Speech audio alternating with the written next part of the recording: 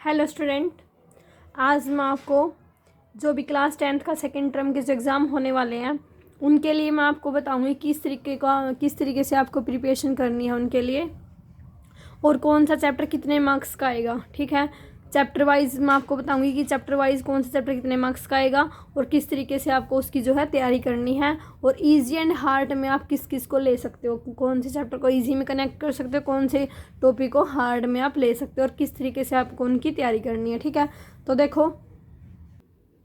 देखो सबसे पहले आपका आता है अलजेब्रा।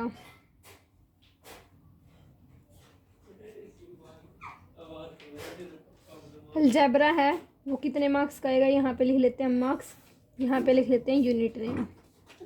ठीक है,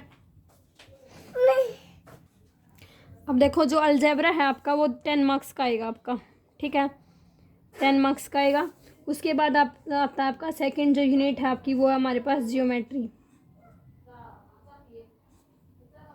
ज्योमेट्री है आपकी 9 मार्क्स की आएगी। ठीक है, थर्ड यूनिट है आपकी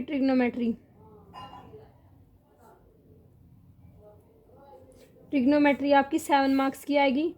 फोर्थ यूनिट है आपकी मैंसुरेशन आपकी 6 मार्क्स की आएगी। फिफ्थ यूनिट है आपकी स्टैटिस्टिक्स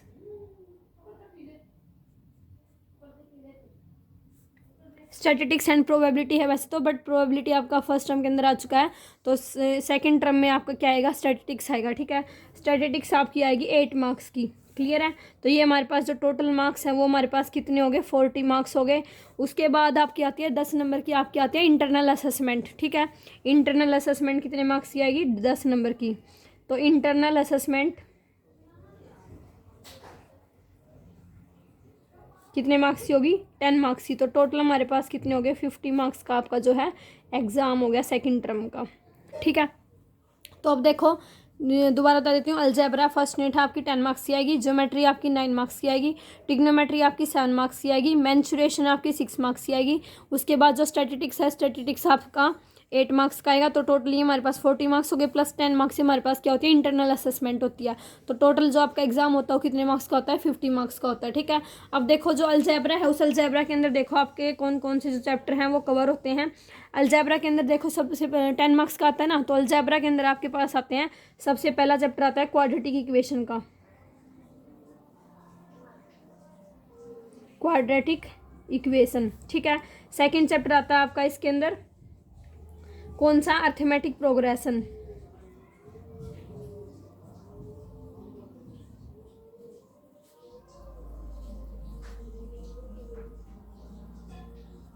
अर्थमेटिक प्रोग्रेशन। ठीक है, जिसके अंदर हम सम ऑफ फर्स्ट एंड टर्म्स निकालते हैं, एपीजीपी निकालते हैं, और क्वाड्रेटिक इक्वेशन के अंदर हम क्या करते हैं, जो भी हमारे पास जैसी इक्वेशन होती है x² plus B x plus में सी, जहाँ पे a ≠ 0 होता है, तो इसके हम क्या निकालते हैं, सॉल्यूशन निकालते हैं क्वाड्रेटिक इक्वेशन का। और इसके अंदर सिर्फ क्या आते हैं, रियल रूट्स आते हैं, इमेजिनरी रूट्स आपको नहीं पढ़ने हैं, आपको सिर्फ रियल रूट्स पढ़ने हैं इसके। ठीक है, उसके बाद रिलेशनशिप पढ़ते हैं डिस्क्रिमिनेंट में और नेचर ऑफ रूट्स में। डिस्क्रिमिनेंट कैसे निकालते हैं, b² माइनस का 4ac से हम क्या निकालते हैं, डिस्क्रिमिनेंट निकालते हैं। ठीक है, तो ये आपके क्या था, ये आपका अलजेब्रा था। अलजेब्रा आपका होएगा 10 मार्क्स का। उसके बाद आप देखो, उसके बाद आता है हमारा ज्योमेट्री के अंदर थर्ड चैप्टर हमारा कौन सा हो जाएगा, सर्कल का हो जाएगा। ज्योमेट्री के अंदर हमारे पास चैप्टर आता है सर्कल्स का। सर्कल्स के अंदर आप क्या पढ़ते हो, tangent to a circle at point of contact, मतलब कि टेंजेंट निकालते हैं हम सर्कल का पॉइंट ऑफ कॉन्टैक्ट के साथ। इसके अलावा आप क्या पढ़ते हो इसके अंदर, length of tangent drawn from an external point of circle are equal, की जो लेंथ ऑफ टेंजेंट होती है, जैसे मान लो हमारे पास ये सर्कल हो गया। ठीक है, ये मैंने पॉइंट ऑफ कॉन्टैक्ट ले लिया, तो ये जो लेंथ ऑफ टेंजेंट होती है, टेंजेंट ये हो गया, एक टेंजेंट ये हो गया। मान लो ये पी पॉइंट है, ये ए है और ये बी है, तो जो लेंथ ऑफ टेंजेंट होगी वो हमारे पास क्या होगी, इक्वल होगी, यानी कि ए पी है वो किसके इक्वल होएगा, बी पी के इक्वल होएगा। ठीक है, ये हम सर्कल के अंदर पढ़ते हैं। मेन मैं आपको बता रही हूँ, बाकी मैंने आपका जो है इस चैनल के अंदर मैंने आपके अंदर कंप्लीट करवा रखा है सर्कल वाला chapter.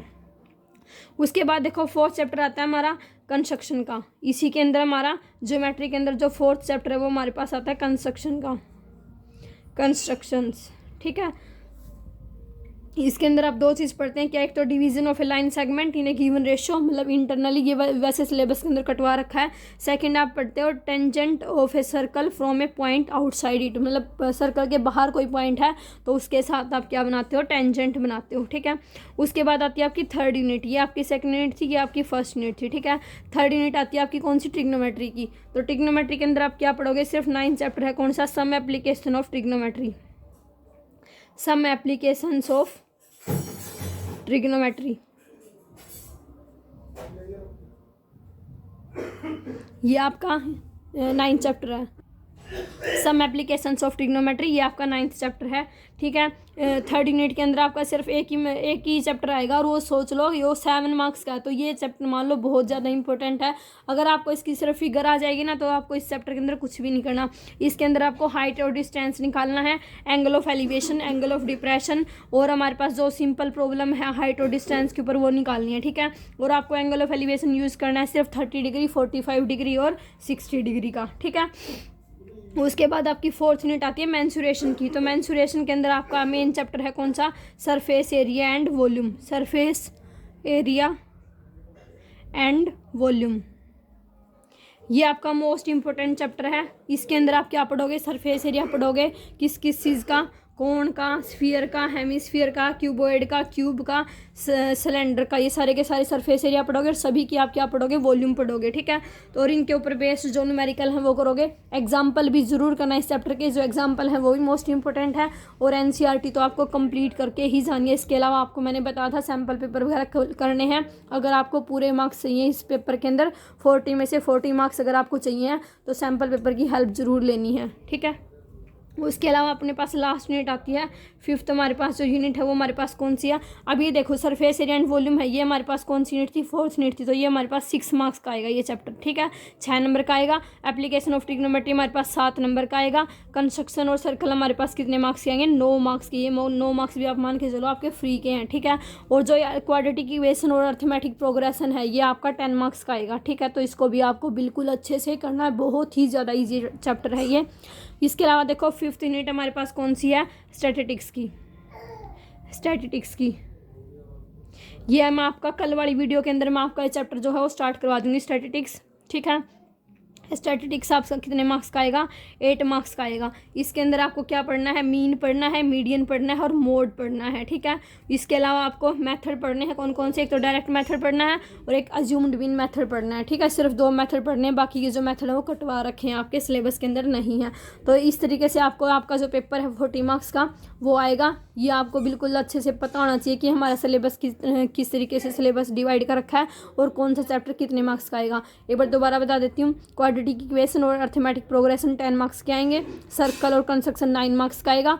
Some application of trigonometry हमारे पास जो 9th चैप्टर है वो कितने मार्क्स का आएगा, 7 मार्क्स का आएगा। इसके अलावा surface area and volume 6 marks का आएगा और जो स्टैटिस्टिक्स है वो हमारा 8 मार्क्स का आएगा, ठीक है। तो ये आपको बहुत ही अच्छे से करने हैं, बहुत ही आसान चैप्टर हैं सारे के सारे। और अगर आपको कोई डाउट आता है तो आप मुझे किसी भी टाइम कमेंट करके पूछ सकते हैं, ठीक है। इसके अलावा जो हमारे पास जो ये 10 मार्क्स होते हैं इंटरनल असेसमेंट के, ये किस किस चीज़ पे बेस होते हैं। एक तो आपके जो पेरियोडिक टेस्ट होते हैं, ठीक है, बता देती हूँ मैं आपको यहाँ पे। जो पेरियोडिक टेस्ट होते हैं, पेरियोडिक टेस्ट 3 नंबर तो इसके होते हैं, ठीक है। उसके बाद जो मल्टीपल असेसमेंट होती है, ठीक है, मल्टीपल असेसमेंट जो होती है आपकी 2 मार्क्स इसके होते हैं। उसके बाद जो आपको पोर्टफोलियो होता है 2 मार्क्स उसके होते हैं, पोर्टफोलियो के।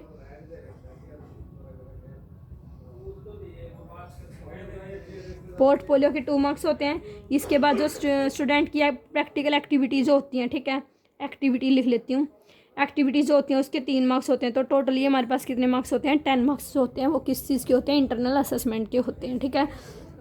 ये कंप्लीट प्रोसीजर मैंने आपको बता दिया है। अब इनमें से देखो कौन कौन सा चैप्टर जो है आसान है। क्वाड्रेटिक इक्वेशन चैप्टर बहुत आसान है, अर्थमेटिक प्रोग्रेशन भी आसान है। सर्कल के आप 1-2 क्वेश्चन मान के चल सकते हो कि 1-2 क्वेश्चन है जो वो मुश्किल है, बाकी सर्कल भी आसान है आपका, ठीक है। सम एप्लीकेशन ऑफ ट्रिग्नोमेट्री की अगर आपको डायग्राम लाने आते हैं तो उसके अलावा कुछ भी नहीं करना, सिर्फ टेंजेंट एंगल का आपको यूज़ करना है, ठीक है। इसके अलावा सरफेस एरिया एंड वॉल्यूम है, इसकी आप अलग से एक नोटबुक के अंदर सारे के सारे जो फॉर्मूलाज हैं वो फॉर्मूलाज लिख लीजिए और उनको याद कर लीजिए, ठीक है। स्टैटिस्टिक्स के भी ऐसे 3 फॉर्मूला हैं, तो 3 फॉर्मूला उनको अच्छे से याद कर लो और लिख लो उनको, ठीक है। कल मैं आपका जो स्टैटिस्टिक्स चैप्टर है वो आपका मैं स्टार्ट करवा दूँगी। ओके, तो ये आपका सिलेबस था guys. All the best for your exam. और लॉकडाउन में आपको पढ़ाई करनी है, फ्री नहीं बैठना है बिल्कुल भी। कोरोना चल रहा है तो कोई बात नहीं, लेकिन आपको अपनी तैयारी है वो कंटिन्यू रखनी है, चाहे आपकी ऑनलाइन एग्ज़ाम हो चाहे आपके ऑफलाइन एग्ज़ाम हो, बट आपको आपकी तैयारी बेस्ट रखनी है। ठीक है, थैंक यू।